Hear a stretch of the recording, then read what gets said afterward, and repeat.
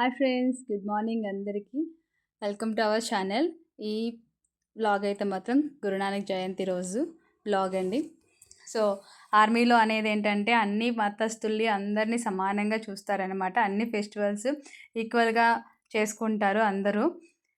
So మనమైతే ఈశ్వరుని ఎలా ప్రార్థిస్తామో ఈ కార్తీకంలో, అలా సిక్కులు ఏంటంటే గురునానక్ జయంతి రోజున సిక్కులు అందరూ ప్రార్థిస్తారనమాట. ఆ రోజైతే మాత్రం అందరు సిక్కులు మతం ఏంటంటే ఈశ్వరుడు అనేవారు ఒక్కరే అని అనేసి ఆ మత బోధన ఉంటుంది.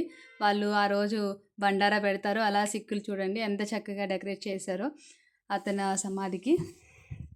చాలా బాగుంటుంది, పీస్ఫుల్గా ఉంటుంది ఫ్రెండ్స్.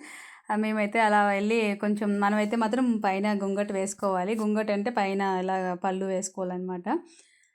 సో భోజనాలు అయితే పెడుతున్నారు, బండారా అగ్నివీరులు అయితే వడ్డిస్తున్నారు మాకు. ఇలా అయితే ఆ రోజు గురునానక్ జయంతి రోజు మేమైతే బండారా తినేసాం. బండారా అంటే మన సైడ్ అన్నదానం అనమాట.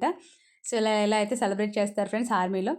మీ అందరికీ ఎలా అనిపించిందో ఒకసారి కామెంట్ అయితే చేసేయండి. నచ్చితే మాత్రం లైక్ అండ్ సబ్స్క్రైబ్ చేసుకోండి.